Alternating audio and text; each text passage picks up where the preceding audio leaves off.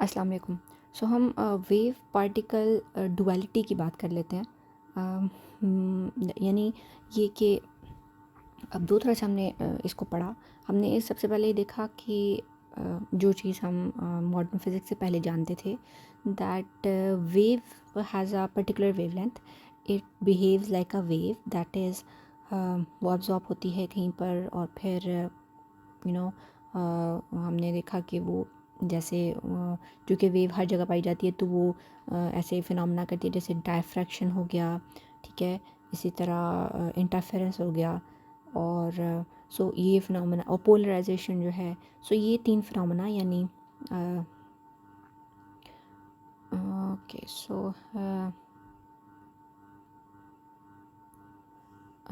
Interference, in fact should I go with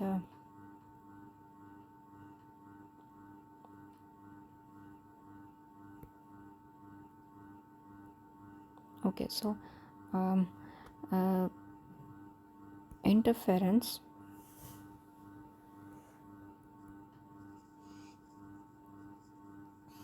ठीक है, diffraction और पोलराइजेशन। ये फिनोमेना, इनसे हम फेमिलियर हैं। इंटरफेरेंस जो है वो जैसे डबल स्लिट इंटरफेरेंस था, दो उस सुराखों से आपके पास वेव्स आ रही हैं और वो यहाँ पे आपके पास इंटरफेरेंस पैटर्न बना रही हैं। डायफ्रैक्शन कैसा फिनोमेना था जिसमें आपके पास एक ऑब्स्टेकल थी और इनकमिंग लाइट जो है वो इस ऑब्स्टेकल के पास से अगर इन दोनों की वेवलेंथ मैच कर रही है, ऑब्स्टेकल का साइज़ और इनकमिंग वेव की वेवलेंथ मैच कर रही है, तो आपके पास स्क्रीन के ऊपर एक डायफ्रैक्शन पैटर्न शो होता था जिसमें कि उसी तरह ही मैक्सिमम मिनिमा होते थे जैसे इंटरफेरेंस में है। और फिर आपके पास पोलराइजेशन था जिसमें कि आप लाइट को की वेव्स को किसी यानी आपके पास एक सीरीज़ ऑफ ऑब्स्टेकल समझ लो आपके पास हैं, वो वर्टिकली अरेंज हैं या हॉरिजॉन्टली एटम्स हैं, और वो एक ख़ास तरह की लाइट को या एक ख़ास डायरेक्शन में वाइब्रेशन को जो है वो पास होने देते हैं और बाकियों को ब्लॉक कर देते हैं। ये तीन फिनोमेना हमें लाइट की वेव नेचर के बारे में बता रहे थे या वेव की वेव नेचर के बारे में बता रहे थे।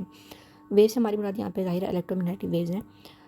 अब आपने उसके बाद हमने मॉडर्न फिज़िक्स के स्टार्ट में ही हमने तीन फिनोमेना पढ़े, जैसे फोटोइलेक्ट्रिक इफेक्ट था, क्वांटम स्कैटरिंग और पेयर प्रोडक्शन। इन तीनों में फोटोइलेक्ट्रिक इफेक्ट जो है वो कुछ अल्ट्रा वायलेट लाइट से होता है, जो क्वांटम स्कैटरिंग है एक्स रेज से होता है, जो पेयर प्रोडक्शन है वो गैमा रेज से होता है।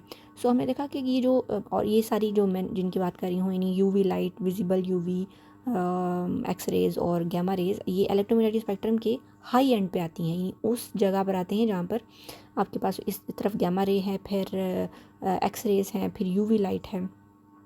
ये वो जगह है इलेक्ट्रोमैग्नेटिक स्पेक्ट्रम की कि जहाँ पर आपके पास हाई एनर्जी के पार्टिकल्स हैं। ये आपके पास ये वाले जो आपके पास इलेक्ट्रोमैग्नेटिक वेव्स हैं हाई एनर्जी वाली, ये हमने देखा कि फिर इन तीनों फिनोमेना में, फोटोइलेक्ट्रिक इफेक्ट और क्वांटम स्कैटरिंग और पेयर प्रोडक्शन में, ये तीनों ये लाइट्स जो हैं ये बिहेव करी हैं, यानी इलेक्ट्रोमैग्नेटिक वेव जो है ये बिहेव करी एज अ पार्टिकल, और इस पार्टिकल का क्वांटा फोटोन है। तो हमने इन तीनों में ये स्टडी किया कि लाइट जो है वो एक पार्टिकल नेचर भी रखती है, और ये पार्टिकल नेचर आपको यानी एक साथ लाइट और जो पार्टिकल और वेव नेचर है ये आपको एक साथ शो नहीं होती। यानी किसी फिनोमेना में तो आपको जैसे इंटरफेरेंस है, यानी आप जो स्टडी कर रहे होंगे जिस फिनोमेना को, आपको उसमें वही शो होगा। जैसे अगर आप इंटरफेरेंस स्टडी कर रहे हैं तो आपको लाइट की वेव नेचर ही शो होगी, या लाइट वहाँ पर फोटोन की तरह या क्वांटा की तरह बिहेव नहीं करेगी। इसी तरह अगर आप फोटोइलेक्ट्रिक इफेक्ट का फिनोमेना जो है वो परफॉर्म कर रहे हैं एक्सपेरिमेंट, तो वहाँ पे आपको लाइट की वेव नेचर नहीं दिखेगी। तो यानी हमें यहाँ से ये तो पता चल गया कि light has a dual nature, it has a wave nature as well as a particle nature. तो इसी तरह डी ब्रॉगली ने ये सजेस्ट किया, जैसे हमने पढ़ा भी, कि जो पार्टिकल है उसके साथ भी एक वेव एसोसिएटेड है।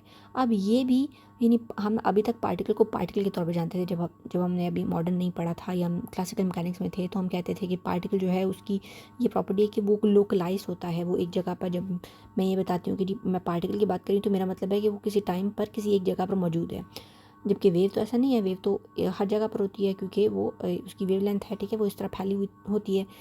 पार्टिकल जो है वो एक टाइम पर एक जगह पर मौजूद है। लेकिन डी ब्रॉगली ने क्या कहा, उसने सजेस्ट किया कि जो सब एटॉमिक पार्टिकल हैं, एटॉमिक साइज़ के या उससे छोटे पार्टिकल हैं, वो ऐसा नहीं है कि वो एक जगह पर होंगे, बल्कि उनकी जो यानी लोकलाइजेशन है उस पर अनसर्टेनिटी प्रिंसिपल जो है वो आता है कि आपके पास एक रेंज ऑफ आपके पास यानी स्पेस है जहाँ पर ये पार्टिकल हो सकता है। इसका मतलब है पार्टिकल जो है वो एक पार्टिकल की तरह नहीं, उस वेव की तरह बिहेव कर रहा है, क्योंकि ऐसा तो वेव ही करती है कि वो एक पूरे डिस्टेंस के ऊपर कहीं पे भी हो सकती है। तो पार्टिकल भी अगर ऐसे कर रहा है जिसका मतलब पार्टिकल जो है वो it has a wave associated with it that has the wavelength h is equal to lambda is equal to h over p, or lambda is equal to h over mv, where m is the mass of the particle and v is the velocity.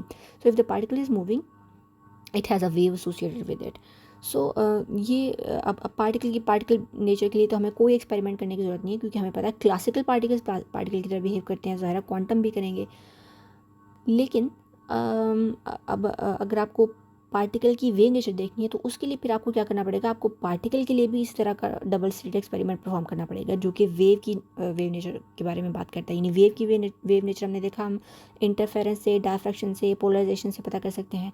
तो क्या particle की wave nature को इससे पता कर सकते हैं? So yes, the answer is yes.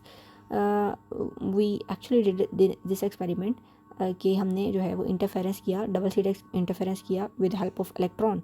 The electron are produced by hot filament which are then accelerated by potential difference v to acquire some suitable energy, ताकि उनके पास कोई मोमेंटम आ जाए।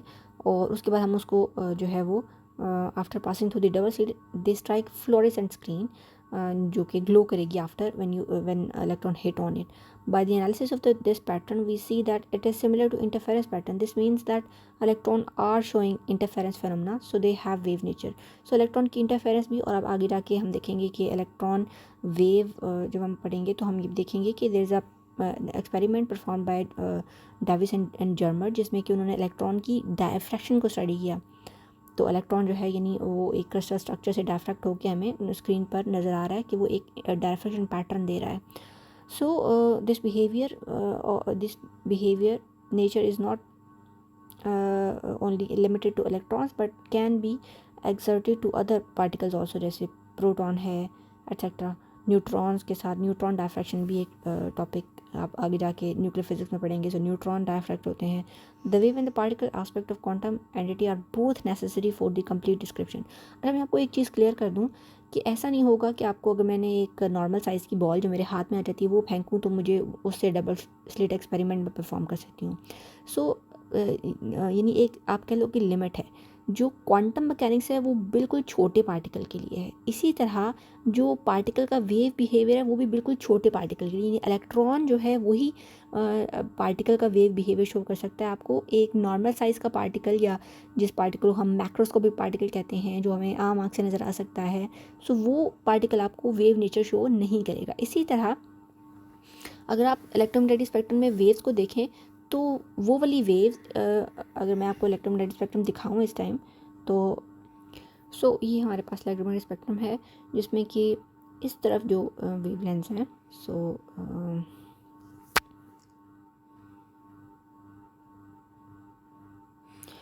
इस तरफ जो वेवलेंथ्स हैं आपके पास